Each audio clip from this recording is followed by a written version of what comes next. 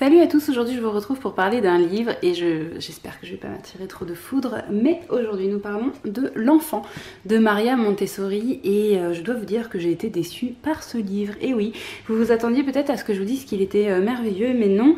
En réalité je trouve que, sur la forme il est un peu compliqué, je trouve que elle a une façon de tourner ses phrases qui n'est pas du tout la façon la plus simple. Alors je pense que c'est un peu prosaïque, peut-être c'est voulu, peut-être c'était parce que c'était à l'époque et que c'est assez ancien du coup, je sais pas trop, mais en tout cas je trouve que c'est pas très facile à lire.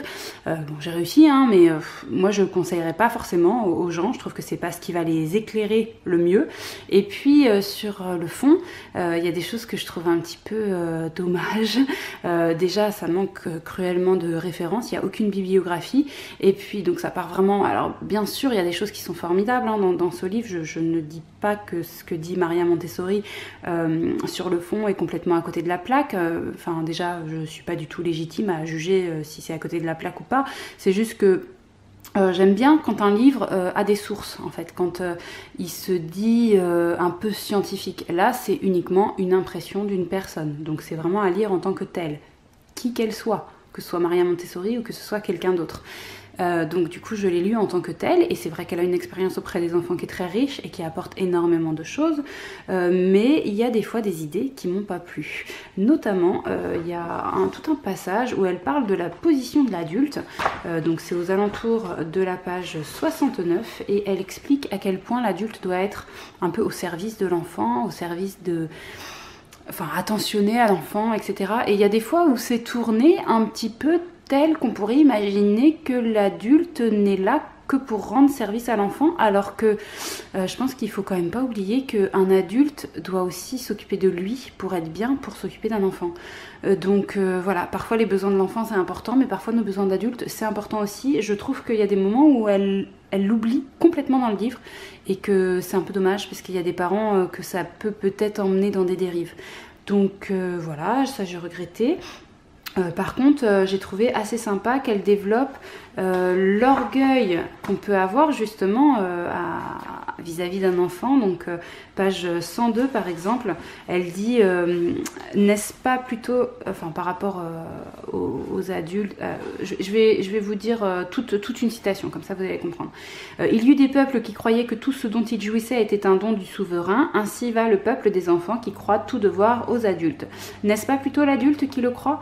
Il s'est désormais forgé le masque du créateur. Il croit dans son orgueil créer tout ce qui existe chez l'enfant. Donc ça je trouve que c'est intéressant de se rappeler de ça, que non, on ne crée pas tout ce qui existe chez l'enfant.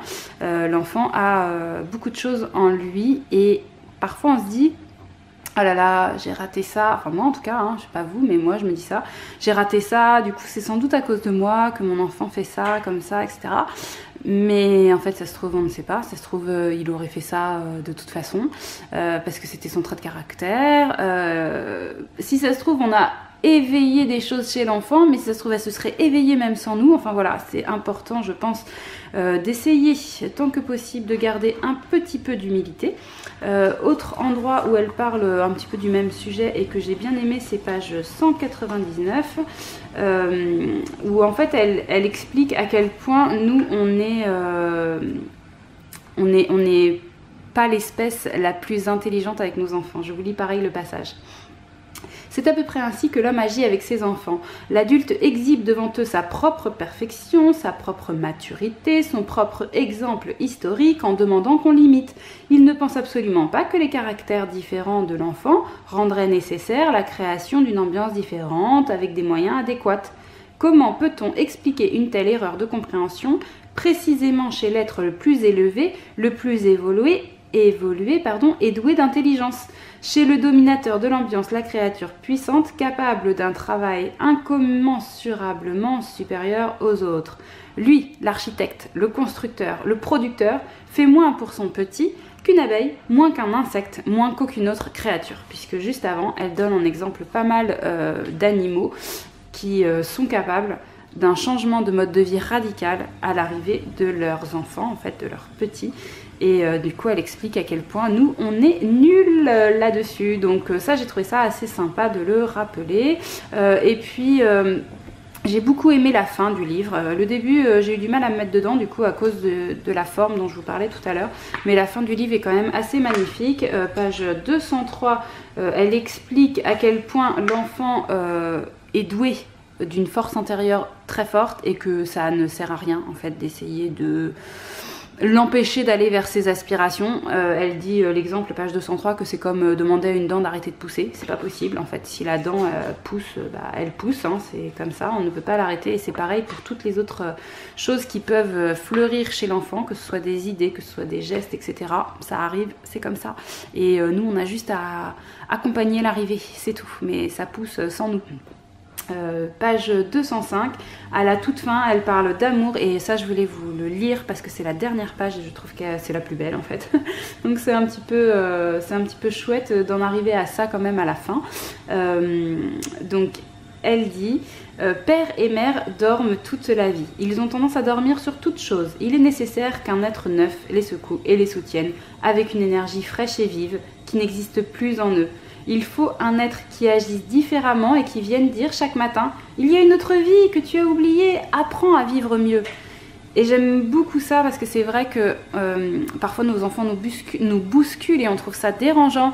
Mais en fait, c'est parce qu'ils nous bousculent qu'on devient des êtres meilleurs. Il ne faut jamais l'oublier. Et je termine cette vidéo par un petit aparté sur les jouets.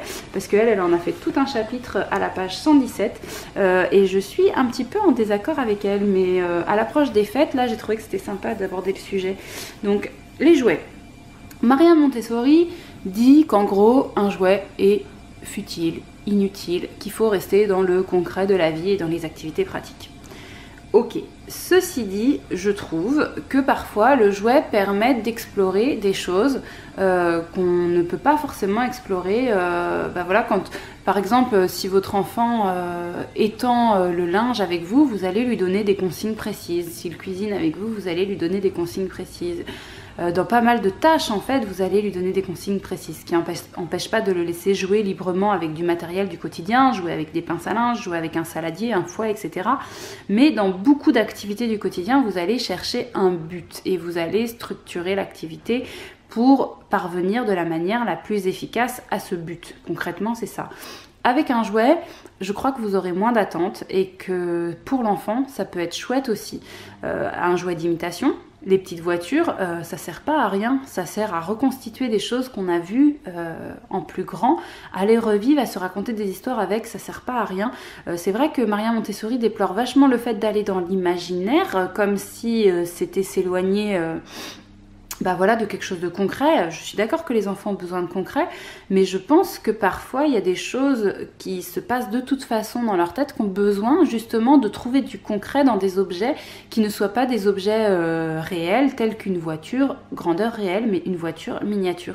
Je pense que c'est pas stupide d'avoir une petite cuisine en imitation d'une grande cuisine, parce que il est vrai que pour un petit enfant, manipuler un four seul, ça va être un petit peu compliqué, ça va toujours être en présence de l'adulte, donc ça va forcément être limitant. Donc lui laisser accès à un petit four qu'il pourra ouvrir et manipuler en imitant, en faisant semblant de faire telle ou telle chose, je pense que ça pourra être utile. Pourquoi pas non plus avoir un cheval à bascule. Votre enfant, il va pas souvent aller faire du cheval sur un vrai cheval, donc il peut très bien avoir un cheval à bascule. Vous voyez, tous ces jouets là peuvent avoir un sens. Un ballon peut avoir un sens. Il peut répondre à un besoin de l'enfant de travailler des gestes de ses jambes. Il peut aussi s'éclater avec des puzzles, avec des emboîtements, avec des empilements, etc. Pourquoi pas avoir des cubes à empiler, non seulement juste pour voir comment ça fait de poser un cube sur un autre et que ça tienne, mais aussi après pour partir dans des créations j'ai envie de faire ça, je sais pas trop ce que je vais faire, mais j'ai envie de faire ça, tiens c'est rigolo ce que j'ai fait, je m'attendais pas à ça. En fait, on ne sait pas toujours dans la vie, quand on crée, ce qu'on va aboutir en fait, ce qu'on va avoir à la fin. Et ok, c'est bien de se structurer autour du concret, c'est bien d'apprendre à avoir le geste précis pour avoir le meilleur but, mais c'est bien aussi parfois de laisser aller libre cours à sa gestuelle pour voir ce qui se passe, je trouve.